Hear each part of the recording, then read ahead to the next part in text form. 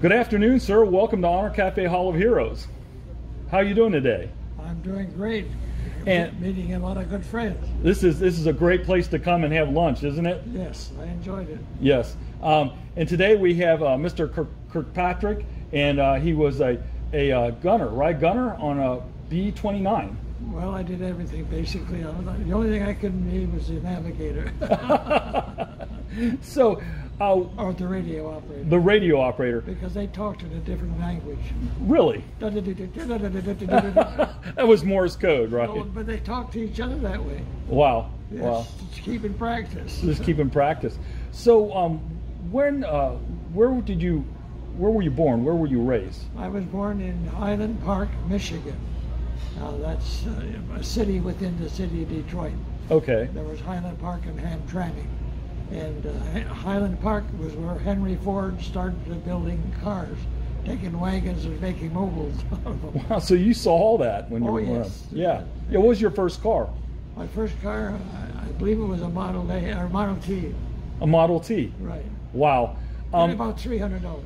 About $300. And when did you enter service? I entered service in 1941, right after Pearl Harbor. Right after Pearl Harbor. Yeah, because before that, we weren't at war. We were supporting the Russians and the English, building everything else, but we were very not wanting to get into war. We didn't want to get into war whatsoever. Yeah. And I was doing a lot of engineering work after I graduated and for the war. Okay. When you went into the war, did you know what you wanted to do? Well, I did. When I was drafted, I knew what I wanted to do, but I couldn't get that. That was to be a pilot. So when you started service, you wanted to be a pilot. So did you get to pick? I mean, past that, did they give you a choice? No. When I tried to enlist to be a pilot, I'm colorblind, so they wouldn't let me be a pilot. And so I went back to school, but when Pearl Harbor happened, our whole attitude changed. Okay. Now Roosevelt, said we're at war and you got to go and enlist. You got to go sign up. And a lot of guys went and signed up for the Navy or the Merchant Marines or the Army, whatever they wanted to get into, rather than be drafted and assigned to some other service. Well, I went in and I didn't ask for anything. I just went in and with all the testing and so forth. And when I got through with that, they sent me down to Florida and asked what I'm in. I said, "You're in the Air Force." So you didn't know until you got there what you were doing? No, but I took all the tests and did everything and like that. And they shipped us down there, going on a train. They put us over in a shipping yard and move us all around because you must remember we're in the war and there are a lot of spies. They didn't want anybody to know what we were doing, so we were moving all over the country to get down to Florida. I'd look out the windows going through states and see what the license plates were. And we ended up in Clearwater, Florida, St. Petersburg. And that's where your training started? That was my basic training there, and all the hotels were already filled. Now, wow. That's a resort area, and had hotels like that. But when we got there, they didn't have any room for a hotel for us. Yeah. So they put us out to the jungle golf course. They'd taken a golf course out and made that tent city, 8-man tents. Wow. And we had about 4,000 to 5,000 men. Wow. We were living in the swamp. So you were in this tent city in Florida. Yes. That sounds miserable. Well, it was miserable, I'll tell you what, living on there, we had split trenches for that. We had the washing facilities, which they took the tennis courts off and built long trays and wash basins, so we could wash. And we could fill a bucket with water. No hot water. No hot water. But we could wash up like that. And so we spent that time. And I remember that after a few weeks, we got a break to go to town. And I went with one of my buddies there, and we went and found a place to take a bath. They gave showers and so. So I said, I'll meet you out here after I get my shower. So we went in and we took our showers, And I was standing out there trying to find them. We couldn't recognize each other. That's how Really? bad. Really. Oh, man. You can imagine. And then a tornado or hurricane came. And now it started to pour rain, and we got water in there, and the tents are on the water and that. Yeah. And they're real smart. They said, "Now everybody pack your things in your duffel bag and bring it into the clubhouse." Yeah. The clubhouse was much bigger than this room here. Now 4,000 men, we're standing out there with our bags on over our shoulder pouring. They finally decided, take them back to your tent and hang them on the center pole, Actually, we ended up getting all new clothes. Wow. And they told us to hold the tents. So we were on the very edge of it, so we had a row of tents empty behind. They said, when the hurricane hits there, hold the tent stop, put 4 guys out there. And I said, I'm not worried about any tent. And what it was is every night somebody was dying. We had Wow. a meat wagon going on that. And one of our guys in our tent got real sick. He had a temperature about 105. We had to take care of him. There was enough people that, and we pulled him through it and so forth. But then we finally got orders to move out. So. It's amazing how difficult it was just to get ready to go, and a lot of people don't realize how bad it is. No. Now, so when you found out that you were gonna be on B-29s, B-29s, We went to 17. B-17s, what did you think? Well, I didn't know that. When we first shipped out of there, we didn't know where we were going. We just went through that. And what I'm going to tell you is that was the best thing that probably ever happened to us. Everything could never be as bad as that was. That's how bad it was. Wow. And Walter Winchell, one of the newscasters back in that famous, heard about it, and they condemned the camp and burned it to the ground because there was so much disease there. Wow. And we moved from there by train then to Gulfport, Mississippi. Yeah. What am I in? You're in airplane mechanics school. So we went through airplane mechanics school, and I'm learning everything about it. Now, you must remember, they're all B-7s here. These are all World War I and other places. We didn't have much of an Air Force, but we learned how to repair engines, run them, and test them, and kept doing that. And so I was going through airplane mechanics school, and one day they came in and says, "We need pilots." And said, "Anybody want to go over to Biloxi and take the test for pilots?" And I'd already been rejected, I told you, in the States before the war. And why you were colorblind? I was colorblind, yeah. So, but anyhow, so we go over to Biloxi, and I go through all this stuff, pass the mental, come out, and you're colorblind, you can't fly, which I knew. So back to my base and went back to mechanic school. Was in mechanic school for a few more weeks. They said, "We need pilots." So I went over again and went through the same thing and told me not to come back, I went back to mechanic school. Working in mechanic school, they came back and said, "We need gunners." Oh, well, go back and try again. I went back and tried for that, came out, and I should have done this the first time. When the guy looked, I said, "Oh, you're colorblind." I said, "Hell, I'm an architectural student. I can tell every color. We paint from one extreme to the other. That's ridiculous." So he reached down in his desk drawer there, and he bought a cigar box of yarns, different yarns. Told me, pick out this color, pick out that one. And I picked out everything he wanted. He said, "Hell, you're okay," and he stamped me for flying status. Really? I went back, finished gunnery school. And after I finished gunnery school, they sent me to Las Vegas. And what did I go to Las Vegas for? That's gunnery school up there in the mountains. Really? Yeah. And I went through gunnery school. Now, you must remember, most kids never had a gun in their hands before. I've been shooting since I was 12 years old. Yeah. And been a pretty good shot all night done. So in gunnery school, when I went through that, we learned how to 50 calibers and the turrets and all that. I was number one. Wow. I mean, all the testing that they had, the shooting at targets pulled by another plane. Yeah. And I was number one gunner in my class. And so they even took me into Las Vegas and let 10 of us there have a dinner. Now, we only got generals and colonels and all that. Did you feel like it was your last dinner before they shipped you out, maybe? Well, we were just happy because we didn't get paid that month, so the Red Cross gave us $3 silver. Wow. Did you know when you were in school how difficult it was to be a gunner or the missions, how bad it would be?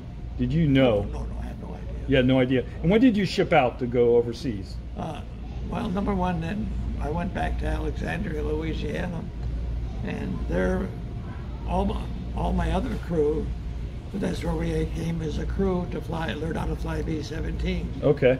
And there's 10 men on a crew on the 17. There's a pilot, the bombardier, the navigator, then the pilot and the co-pilot, the radio operator, 2 waist gunners, and a tail gunner. Okay. So yeah, that's the normal crew on a 17. Each one has his own trade. He does his own thing. Being a gunner in that, I always check the navigator and the bombardiers there because they weren't real good gunners. That was not what they were trained for. And the radio operator, they took the gun out of the top turret there, and so there was no gun for him at all. But you had a top gunner, which normally was the crew chief on the flight chief, and that's what I was also. I was trained for that. But our crew chief was the oldest man on our crew. He was 25 years old, and we called him the old man. That's great. But that was old because my pilot and co-pilot were 21, 22. That's amazing. And my radio operator, he was 18 or 19. And you were off to fight a war. So how did they get you over to Europe? Well, after we finished our training in Alexandria, they shipped us up to Kearney, Nebraska. And we went up there to pick up a B-17 and fly overseas. There were about 6 crews of us that got up there. They had only 1 airplane. Oh, man. And so another crew got it. They flew it over to England. And we were put on a train and went to New Jersey and put on a boat to ship across. And the boat was an old British ship. And it was a World War I ship. And, no way. Oh, yeah. And they put you in there like cattle, Yeah. 3 decks in there, and one would be sleeping on the floor underneath the table, one would be sleeping on the table, and another would be sleeping in a hammock above them. And we just did that. So that was the first night. You can imagine what the smell was like, I can't imagine. It was a bit horrible. I got smart, and I went down early and got a hammock, and I got an air vent. Nice. You're smarter than most. And I can remember that everybody had to get up so they clean up and get it there. And, yeah. So everybody went upstairs, and of course you must remember worrying about submarines. We had patrol boats following us, and this only went as fast as we did because they all stayed together and so on. And so I went up on deck there, and it was real windy and pretty cold. And everybody was over on the other side of the ship. They were sitting there so they wouldn't be warm, away out of the wind. I came up, I looked down there, and there's just nothing but soldiers lined up all the way from the stern to the front. Wow. So I went over on the other side. There wasn't a soul there, but it was real windy, and I got in the middle of the ship and sat down and was back against the wall and trying to stay warm, Yeah. And I'm staying there and reading my book and so forth. And all of a sudden, boom! I thought we were hit with a torpedo. Really? Yeah, that's when I first, the boat shutters and so forth. I'm sitting right below a cannon on the boat, and they're they're practicing. Oh. Machine guns going off in this cannon, and so we weren't attacked. But we had them all the way across. It was about 11 days across there, Did you lose any ships on the convoy? No, nothing we had. But I felt sorry for the sailors in those little patrol boats. You'd see him, you wouldn't see him. You'd see him, you wouldn't see him. Oh, man. They never got a hot meal, or bouncing all around. But we went into Liverpool, England then. That's where we landed. And took us off the ship and put us on a train and shipped us to Stone, England, where they issued us 45 gas masks because we were still worried about gas. Yeah. So we got a gas mask. They had chambers that would go through that had gas in it. So make sure you had that mask on right. So it was the same. I remember when I went through, we did the same training. So you got the same training way back then. Make sure gas chamber. Yeah, wow. And we had to carry it all the time, Yeah. And so anyhow, from Stone, then we got that little briefing, what it was like. We're still pretty unknown what's happening. Yeah. But I remember I got a brand new holster, shoulder holster in 45. Everybody did. Yeah. And we went to, shipped off then to the Wash. And the Wash is where they expected the Germans to attack the American base. And it was all mined, and they actually could spread oil on it and set it on fire. And in the morning, the British would come out with their little carts and donkeys and follow the tides out and pick up clams. And as you know, they squirt and they won't throw them that. And then when the tide's coming back, they only had a couple places to get through because there was too many mines and so forth. Wow. And so then they'd come back with all their little wagons with the tide. And I remember one morning I was walking down there and a body floated in it. It was a pilot, British pilot. Wow. That had been shot down, washed in. That's not a good thing to see when you're about to get into the air. No, but we're strictly living in tents at the Wash. And finally they shipped us off by train again, and we went to Kimball. Okay. And that was the base, the 379th Bomb Group, and that's where we were assigned. Well, we don't know anything, so we go into it and get put into a barrack, and there's only one crew in there, the flight crew, not the officer, just the enlisted. So we had all the enlisted, that would be the radio, the top gunner, some 2 waist gunners, and the tail gunner. And we moved in, and the guys that were there were starting. The neon hut, I wish I could tell you what a neon hut was like, you know, it was an oval building and so forth. And they had about 10 cots in there for it. Let's get to some missions.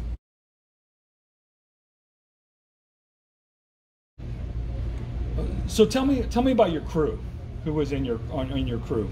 My crew? Yes, sir. All right, we had number 1 was the pilot, and that was Ed Harris. He was 21 years old.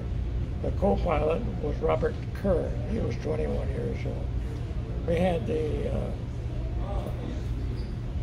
top gunner, the chief one, Carl Ragsdale. We had David Gavin. His uncle was a general. General Gavin? Yeah, I know okay, that. So anyhow, so he figured he could do anything. So, he was kind of crazy, spinning his hat all around in his head. Yeah. He had 8 by 12 pictures of himself, pictures of the women, and so forth. Yeah. He was kind of wild. Yeah. And then Norris was the bombardier, and we have Ragsdale. I told you he was a top gun. He and I were the same. Yeah. Except he was 25 years old. Yeah. And I was only 18. Wow. Or 19. I think I was 19 at that time. And then the radio operator, Miller, he was fine. And then I was the waist gunner. We only had a 9-man crew. Wow. When we were in the States, one of our boys got airsick every time we went up. So when we flew to Kearney, Nebraska, there was only 9 of us. And they never put a 10th man on our plane. We flew always as a 9-man crew. You think that was a good luck charm? Well, I don't know, because I could do anything. I could fly the airplane. He taught me how to fly it. And I did a lot of practicing, and there was nothing to fly, and I touch and go all day long, you know that. Yeah. All I needed was a navigator. But your primary job was you were a gunner? I was a gunner. Were Both waist guns, normally where I go. Okay. Except I loved the ball turret the best. Did you? That would have scared me to death. I flew it every chance. We weren't going on a mission. I'd fly the ball turret. Really? And I get you later on to find out that I flew one of our longest missions in the ball turret. And just to be clear, we're gonna have you back. We're just gonna be a 2-part interview because there's just way too much to get in one interview. Yeah, so, I got a lot of history. I know. So let's talk about July 6, 1944. First mission. First mission. Hadn't been into combat. Okay. Only heard what these guys were telling us. Now we're going to find out what it's really like. So we go out, we get in our airplane, go through all that, get our spot in the formation, because we all come out and line up on the runway. We take off 30 seconds apart. Yeah. You know, it's not like you do today. Yeah. You're going right there, and if anything happens to plane ahead, you got to crack up or something else, or somebody explodes. So we took off anyhow, and being the flight engineer that does most everything that goes wrong on the plane, we get up, and once we find it, now you must remember we go through, it's nighttime, dark. We go up through that, follow the planes ahead of us, and when we get up, and we normally above the clouds, the lead plane is firing a flare, red, green might be ours, and he's circling. You better get in line where you're supposed to be at a certain time, because you're burning gas, and we want to get heading for the target. So as soon as everybody's pretty much in their position, low group, high group, lead group, you know, and tucked in, you're going. So that's when I go into the bomb bays, walk on the catwalk, no parachute because it's so small, I can only carry an oxygen well. And I go into there and I pull all the arming wires off the bomb. Now they're hot. Wow. And so then I go back to my spot. So as I'd done that, I walk through the radio room, which is between my two guns in the waist guns. I get into my position, I plug into my oxygen and my hearing and all that. And I turn around and I see the radio operator Miller fall back. And I call up to Harris and I said, something wrong with Miller. I'm going to go up and see what's wrong. You know, and he's only like at a table, that's about 5 steps, you know. Yeah. So I disconnect all my hearing, my oxygen and all that. And I started to go around the turret, and the turret's got yokes on it, you know. Yeah. So I'm going around there, and Chit doesn't know it.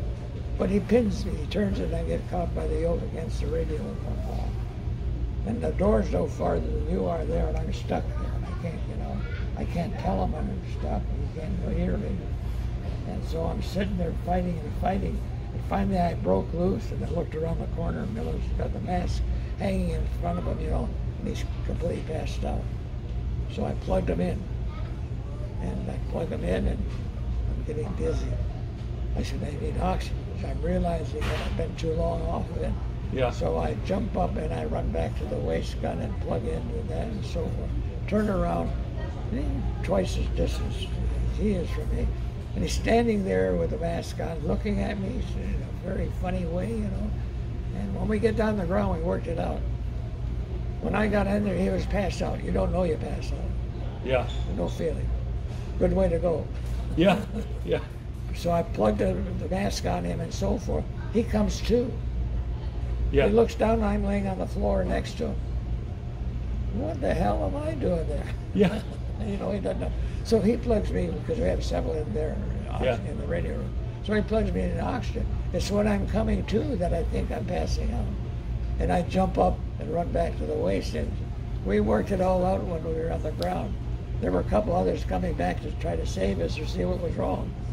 But that's a great story, because you thought you were passing out, but you were coming to, right. And that's when you ran back. Right. That is amazing. We almost, both of us, just a couple of minutes from dying. Yeah, yeah. Wow. So you're going on your first mission. Did you have to? Was there any time you had to fire your, try to shoot down any of the fighters, or just no? No. The mission in here. There was no problem with that from that mission on that. But you were getting pounded by the 88s. Right. Yeah, that must have been horrible. We're getting shot at and everything else, but that's just one of the things that we worked out when we got on the ground. We got back to our positions and did our job for that mission. Yeah. So you were telling me earlier when we were having lunch that you really weren't concerned about the fighter jets. What you were concerned about was the 88s. Right, the flight. Yeah. We were such a good, I told you, #1 in the 8th Air Force, most missions, most accuracy, everything, we took #1 in every one of those items. Our colonel who flew the lead plane had another pilot in his tail. And if they weren't in position and close and tight when we had to be, he'd shoot the pilots out. So they got so normally we're such a tight formation. Now you see a fighter coming towards you, and they see this box.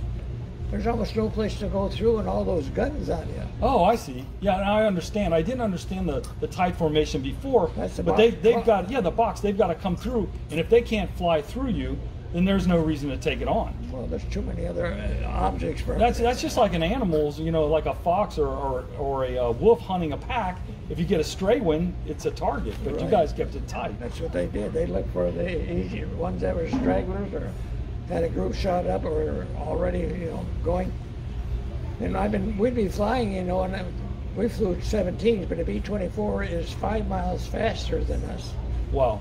So we'd be up at 30,000, they'd be down there 25,000. I'd see them coming, there'd be a formation of 25. I'd say, hey, good, we got escort today.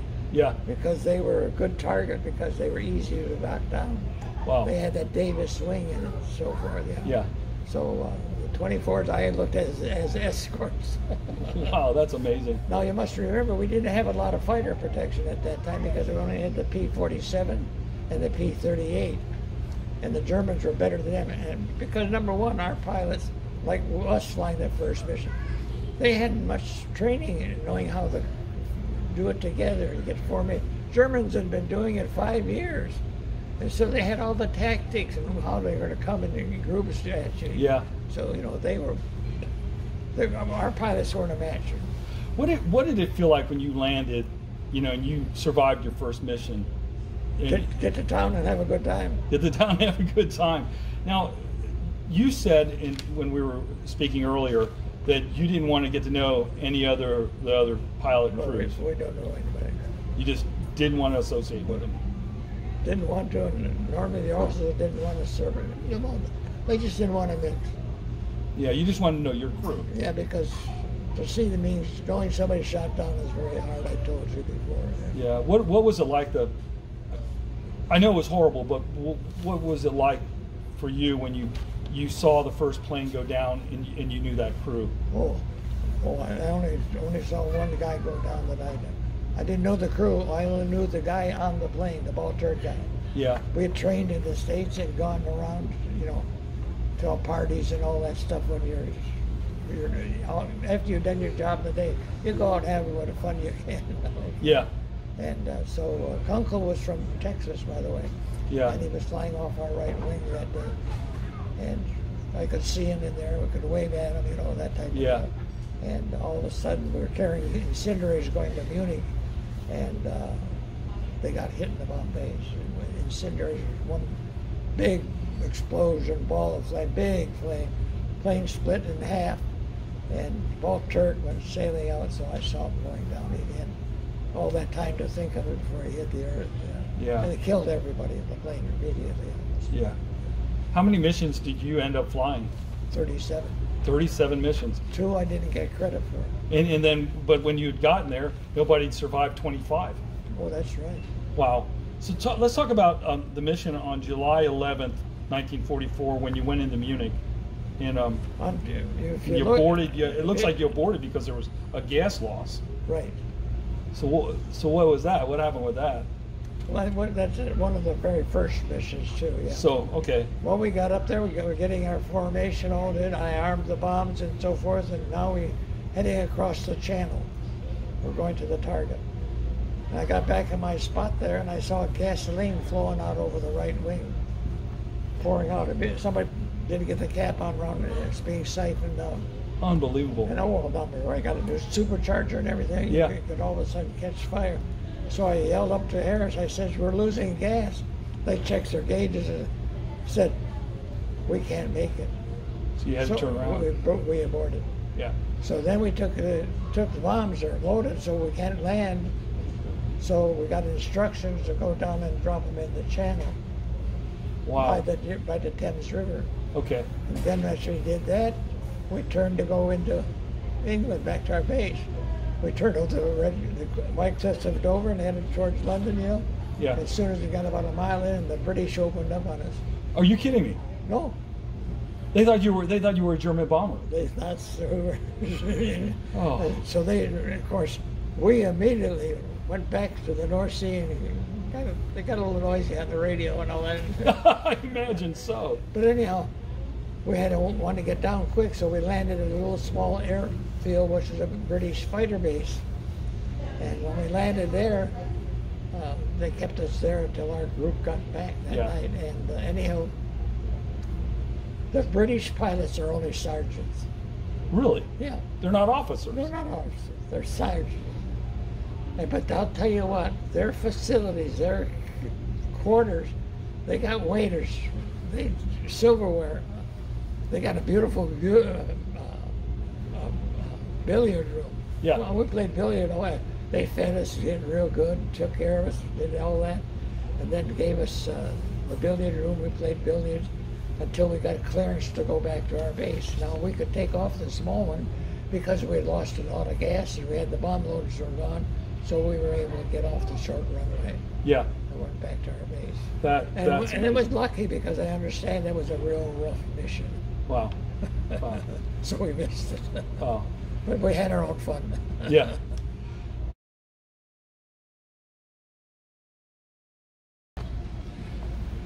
All right, sir. We were talking earlier, and there was one particular mission you were talking about. It was the Munich mission. Well, yeah, we had a couple. We had Munich. Munich was where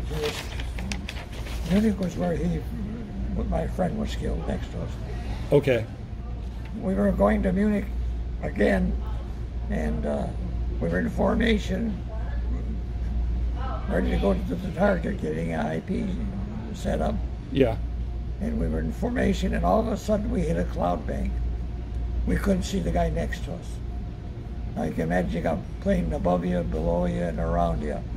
And all of a sudden we were making evasive action. We have a way where the upper group goes up and spreads, the middle group just spreads, the lower group goes down and spreads.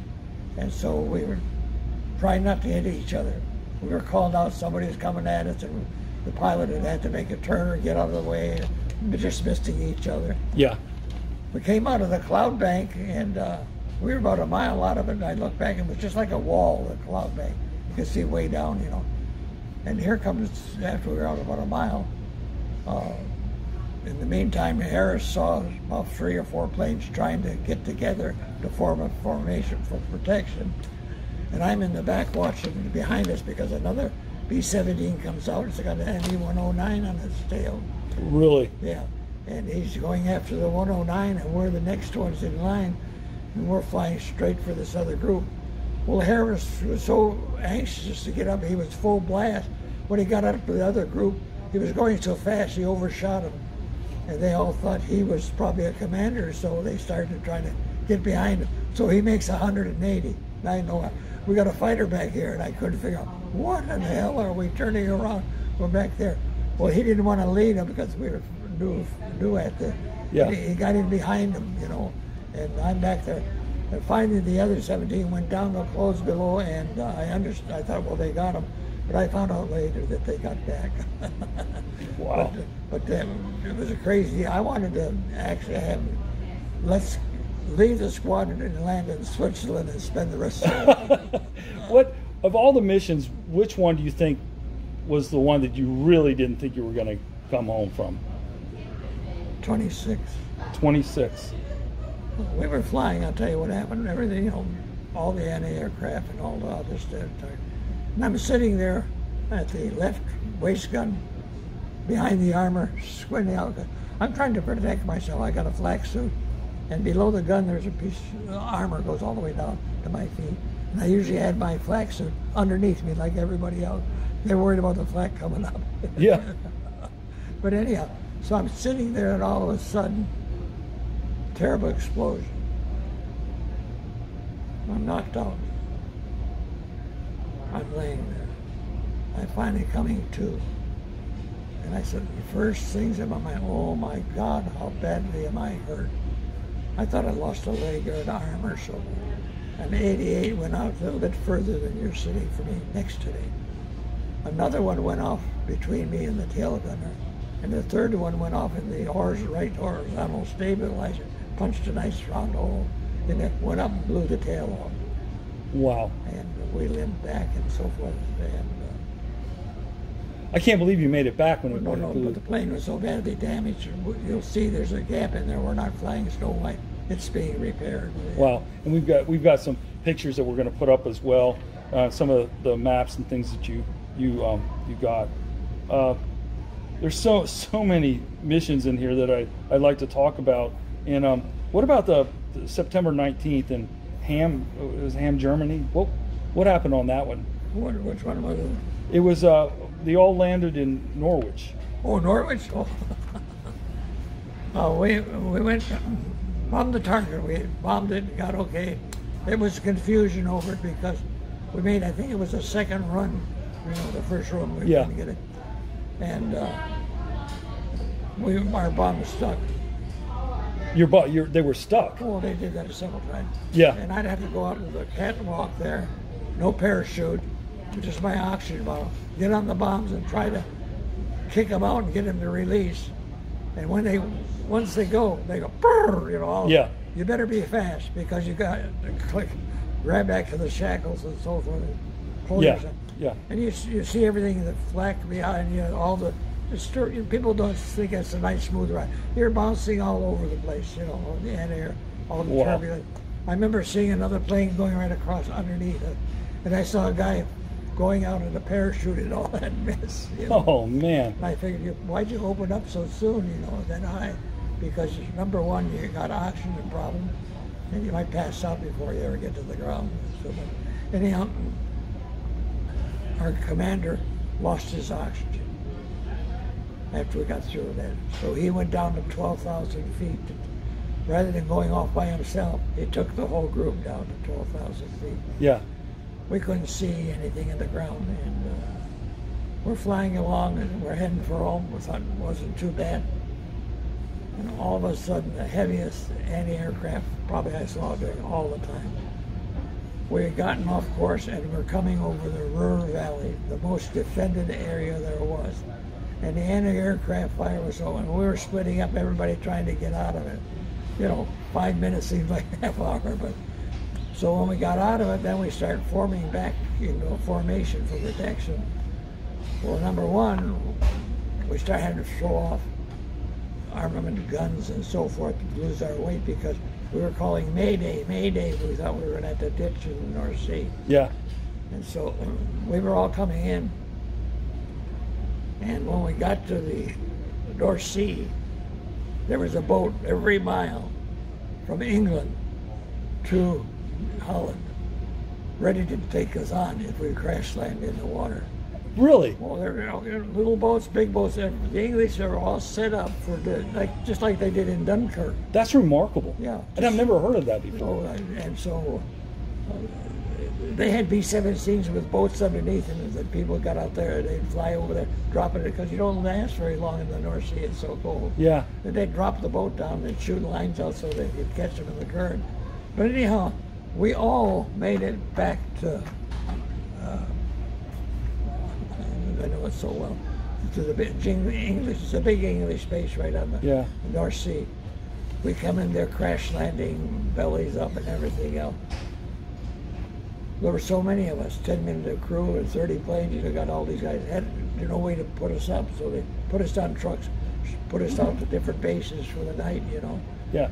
But when we came back, out of the whole squadron, there were only 2 planes able to fly. Wow. That's we were one of them. So you had to go back out? No. So we were at Norwich. Oh, okay. We were at Norwich. And so we had room, so we put another crew in our plane. We had a lot of damage, but we were flyable. Okay. You know, you don't worry about all, as long as it's flyable. We took another crew and put them in the radio room, and then we flew back to Kimbolton. Okay. When we got to Kimbolton, I couldn't see that wall. It was so stormy and rainy and cloudy, you know, and we don't have landing lights. There's no landing. They have a big bonfire at the end of the runway. And so I'm standing between the pilot and the co-pilot because I had good eyesight, and I'm also the flight engineer. And we're scanning the sky. We know we're in the area, but we can't see our fire. And then finally I said, I see a little glow over to the right here. So we make the turn and try to come back. And we got there, and we stood. And I said, we don't have enough runway. So we went around again. And so when we came down, I thought we had enough. I mean, you can't see 50 feet in front of you. And we landed. We didn't have enough runway, so we come down the runway and we ran out of runway. So we ground loop. Yeah. You ever ground loop one of those things? We had the left wing dragging in the mud over here. And, you know, we were like this going around. And came back. And as soon as we got out there straightened out, we hit the throttles and pulled ourselves. We didn't get stuck out there. We got off the run. But those poor guys in the radio really got us shaky. I imagine they did. Wow. But, so the last thing I want to ask you about your missions in this interview is on October 17, 1944, your support of the paratroopers when you dropped them near Paris. What was that all about? Well, you know, we were just crossing the Rhine into Paris. So all that was going on with Jimmy Doolittle, not Jimmy Doolittle, but what's the general? But anyhow, we were going in there to bomb there was supposed to be a heavy German concentration in the woods, the forest there. Yeah.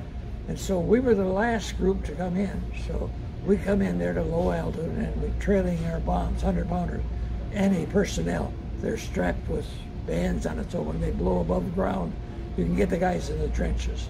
Yeah. And so forth. So we're the last ones. So we go there and we do that, and we're going north. We turn around 180 because now we're all through. That's our last mission. Yeah. And we turn around and we're heading back, so we're happy as we can be. And I look out my left window here where I was standing, and here come all the C-47s and 46s. I watched about 1,000 paratroopers drop into that area. I won't tell you, they got hit pretty bad and so forth. But anyhow, we were happy. I tore my parachute up. We made so scars for it. Left the group, went into Paris and buzzed Paris, and then flew back to our base and kissed the ground. I'm all through. And what was the plane's name? What was the plane's name? Take Me Home. Take Me Home. That's so remarkable. And that's one more thing. What was the color of your plane in the beginning? Oh, it was the original ones were all the Army color paper. Yeah. F models, no chin turn. Yeah. Yeah. We had the very first G-bomb. Yeah, so it was kind of stood out. One of the other things about Take Me Home was we had reunions after, we went to different places. And then we'd all be talking about our stories, Now this is after when people started talking about what we did. Yeah. So I'm sitting at one of our meetings of the reunion of the 8th Air Force 379 Bomb Group. And I'm sitting here talking to you, but I said, on my last mission, I was going like that. And I said, the plane's name was Take Me Home. His face drops like that. I said, what's the matter? He said, that's the one I was shot down in. You're kidding. What a crazy thing that happened. That is crazy. So you survived the war and you got out, and just briefly, what'd you do when you got out? Well, first of all, I'm out of the service and I was going to get married. I had a girlfriend in California. She was an actress, and her best friend or her partner was Alexis Smith, who was a very famous actress back then. And so I was supposed to get out because I had, as soon as, long story why I got out, so the Japanese, or we bombed the Japanese. Yeah. And the war was over, so anyhow, I got out of the service, and I had this girlfriend out in California that I was flying out every time. Chance I got when we had a mission line, I'd volunteer for. And I'd go out and visit with her. And she lived in Los Angeles. Yeah. And then we started corresponding while I was in Laredo.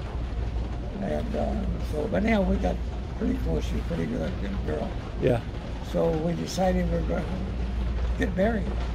And I was supposed to be one of the first ones out, but I had so many points, Yeah. So I'm sitting in Alexandria, and it wasn't a separation center. So you were sent to wherever they thought was closest to your home. So I'm sitting there, and everybody goes out of Alexandria, and they make it a separation center. No records yet. Mine are lost. Oh, no. Yeah, long story behind that. And so she, in the meantime, I was supposed to be up at my home, and she went there to meet my mother and that and see what it was like. They didn't get along. Oh, no. No, you had to know my mother. Anyhow, so she went back to California, and I'm still there. Finally, when they found my records, and I was sent to Dayton, Ohio to be discharged. And I get home, and of course, she had gone back home. So I got on an airplane, and I flew out to California, got with her, and we decided, her parents lived up in Palo Alto, so I decided we'd go up there and meet them and try to get our marriage and so forth going. And as we were going up, I said, hell, everybody's giving us trouble. There's Las Vegas. Let's try over to Las Vegas. Get married there. Get married and go on. Well, I went up to there. Now I only got uniforms. I had no civilian clothes. And her father had a haberdashery. Yeah. So he takes me in there, and I'm looking at all the clothes, buy some civilian clothes. He said, no, don't look at those. Let me take you down the basement. I got all the good stuff down there. That's hilarious. So you went to work for Shell Company after you were. That was something. And we'll talk about that in the next interview, part 2, what you did, and some of the other things. So that's just remarkable stories.